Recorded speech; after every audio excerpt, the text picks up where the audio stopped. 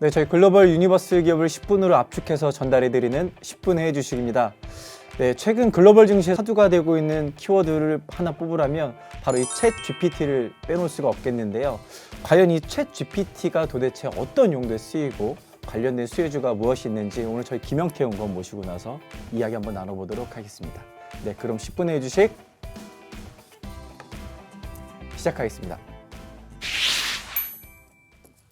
네, 김영태 연구원 안녕하십니까? 안녕하세요. 네, 오늘 사람들이 가장 궁금해하는 요즘의 화두인데요. 챗 GPT에 대해서 이야기를 좀 나눠볼 텐데 네. 우선 챗 GPT가 도대체 이게 어떤 용어입니까? 이게 용어로 말하면 좀 어려워요. 뭐 자연어 특화, 뭐 처리 모델, 뭐 처리 뭐 언어 모델, 뭐 이런 이야기들이 네네. 있는데 그냥 쉽게 생각하면 그냥 챗봇입니다. 근데 챗봇이 굉장히 고도화됐다라고 이해를 하시면 될 것 같고요. 기존에 이제 챗봇이랑 좀 다른 점을 좀 설명을 드려야 되겠죠.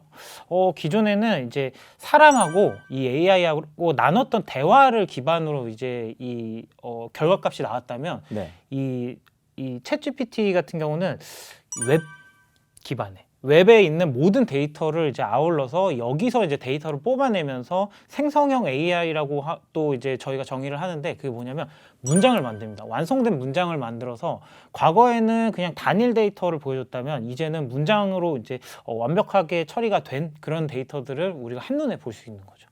그렇죠. 거기다 좀 부가적으로 이제 제가 봤던 기능들을 저희도 요즘에 쓰지 않습니까, 사실? 네네네. 예전에 참 신기했던 게 저희는 이제 네이버 같은 플랫폼, 검색 플랫폼, 뭐 구글이라든지 야후, 저희가 이제 직접적으로 수동적으로 굉장히 찾아갔어야 되잖아요. 맞아요. 키워드 하나 치고 검색도 해야 되고. 그리고 사실 검색 능력보다 이런 리소스를 조합하는 능력이 굉장히 컸는데 시간도 많이 들고 네네. 굉장히 신기했던 거 아까 능동형 대답을 해준다고 말씀을 해주셨듯이 아예 얘가 답을 찾아서 이렇게 딱 알려주는 맞습니다. 그런 시스템 자체가 이 챗 GPT에 사람들이 가장 열광을 하고 있는 부분인 것 같아요. 그렇죠. 신기하니까. 네. 그렇죠. 이런 것들이 다 AI 기반에서 웹에서 다 이루어진다는 말씀이신데 그러면 이게 도대체 어떤 쪽에서 활용을 할 수 있고 도대체 사람들이 왜 여기에 이렇게 열광을 하는 걸까요? 전혀 없던 기능도 아닌데. 사실 지금 이 챗 GPT 이용자들이 굉장히 많이 늘어났는데 올해 이제 1월 17일 기준으로 5억 명을 돌파를 했어요. 5억 명이요? 가입자가. 네.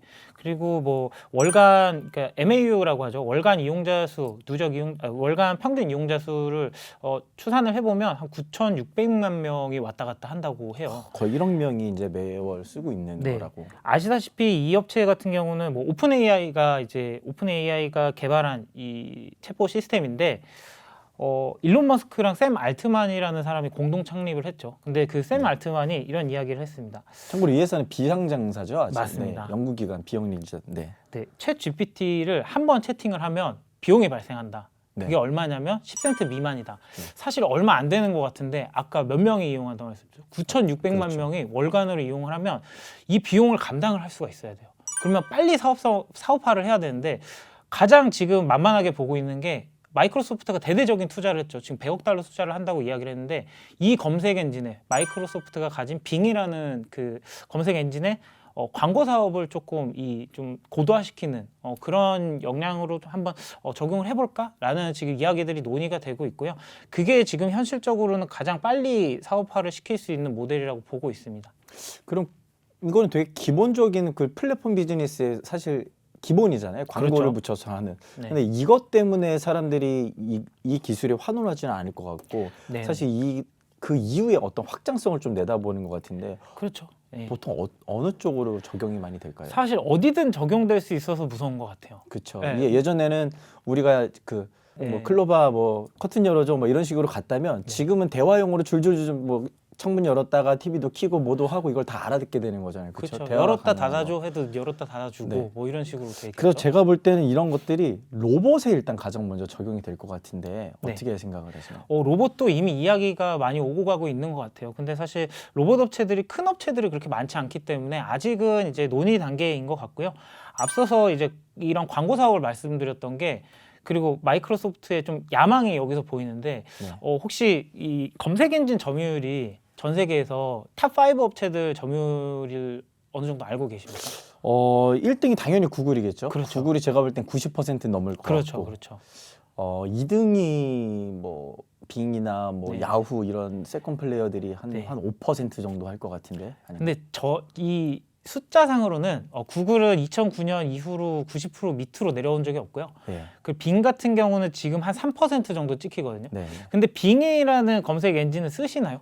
안 쓰죠. 근데 가끔 네네. 쓰시죠. 언제 쓰냐면은 우리가 PC로 검색을 하다가 인터넷 익스플로러를 열어서 구글인 줄 알고 이 그쵸. 검색을 눌렀는데 그게 빙이었다는 최초에 거. 켜져 있는. 그렇죠. 네. 그래서 이 데스크톱에서 유입되는 유저가 86%예요. 빙을 사용하는 사람들이. 그러다 보니까 마이크로소프트 같은 경우는 지금 여기서 뭔가 이 승부를 봐야 검색 엔진 사용량도 늘어나고 그래서 그 안에서 데이터를 더 쌓아서 더 고도화된 이런 AI를 구축을 할 수가 있는데 지금 그 환경이 안 되는 거죠. 구글의 강점은 지금 안드로이드 OS를 갖고 있기 때문에 그 핸드폰에 들어가는 운영 체제죠. 그래서 당연히 이제 쉽게 연계가 될 수 있다는 거고 그 자회사들이 이미 AI 쪽에 도 같은 애들이에요. 그리고 이미 이제 뭐 아까 말씀하셨던 로봇이나 자율주행이나 이런 쪽도 당연히 연계가 가능할 텐데 이미 그런 플랫폼들을 가지고 있는 상황이죠. 마이크로소프트는 그렇게까지 두각을 나타내고 있지는 못하고요.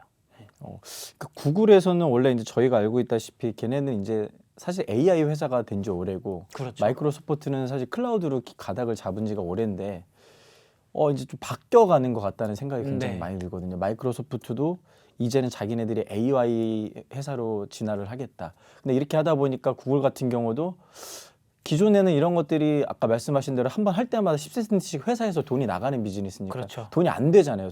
기업들의 영속성 자체는 돈을 벌기 위해서인데 근데 구글도 가만히 있을 수가 없는 그런 상황이 돼서 제가 볼 때는 앞으로 이런 챗 GPT가 일단 판이 열려졌으니 네. 기업들이 뭐 로봇이 됐건 웹이 됐건 이걸 모바일에 이식을 하든지 간에 여러 가지 산업들에서 굉장히 다양하게 쓰일 수 있다.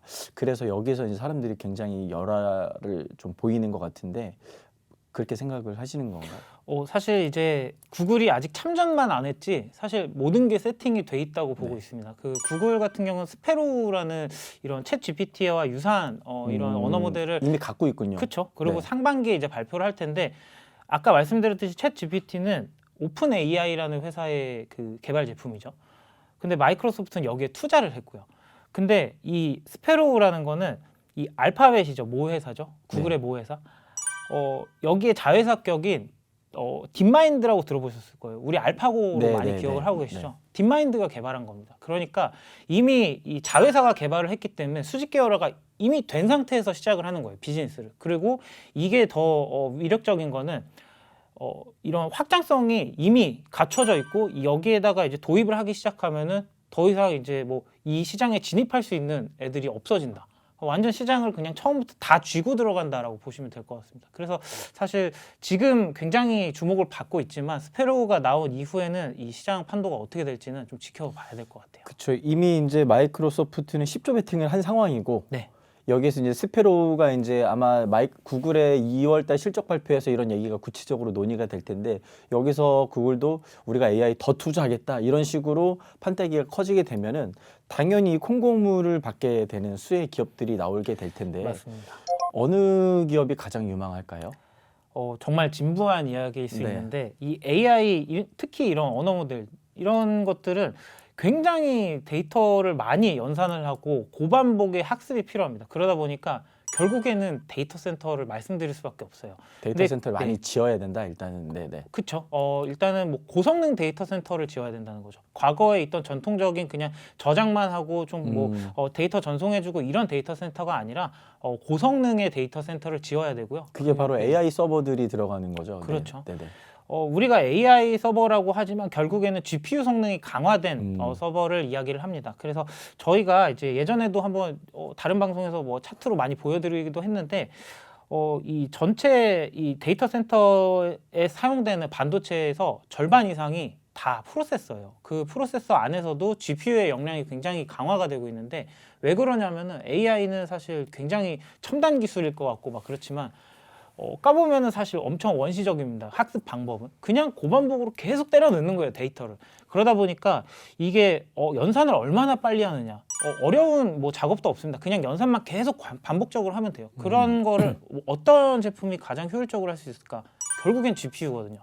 그래서 진부하겠지만 또 다시 한번 엔비디아를 말씀드릴 수밖에 없는 이유이기도 한 것 같아요. 그래서 GPU가 관건인 것 같고 여기에 이제 시장 투자자들도 이제 참여를 하는 건지 엔비디아 주가가 이번 달 들어서 막 거의 그렇죠. 30% 네네. 1월 달에만 넘게 오르고 있는데 모르겠어요. 이게 단순한 이번 테마로 끝나게 될지 앞으로 어떤 시대적 패러다임을 바꾸는 기술이 될지는 저희가 좀 더 지켜두고 봐야 되는데 그래도 어찌 됐건 간에 지금 판때기가 커지고 있는 산업이고 그 중심에서 가장 핵심을 보유한 엔비디아가 저희가 주목을 해야 되는 시점인 거는 맞다는 생각이 좀 네. 듭니다. 그 혹시 GPT에다 물어보셨나요? GPT도 가장 큰 물어봤죠. 수혜주가 누구냐고? 네. 제가 하드웨어 컴포넌트라고 하죠. 부품 네. 중에 너는 뭐가 제일 중요하냐? 네. 바로 나옵니다. GPU. 네. 그래서 GPU 중에 너 어디 거 쓰냐? 그러니까 우리 AMD랑 엔비디아 둘 다 써. 이렇게 나오더라고요. 그래서 그럼 메인 GPU는 뭐야? 뭘 제일 많이 써? 그랬더니 엔비디아가 한 90% 이상이다. 네. 결국에는 그냥 엔비디아 사라 이렇게 얘기하더라고요. 네. 저한테만 알려준 겁니다. 챗 GPT가. 결국에 챗 GPT가 가장 수혜주라고 알려준 엔비디아 오늘 좀 잘 알아봤고요. 오늘 저희 구호 외치면서 마무리하도록 하겠습니다. 네, 그럼 10분의 주식 레고.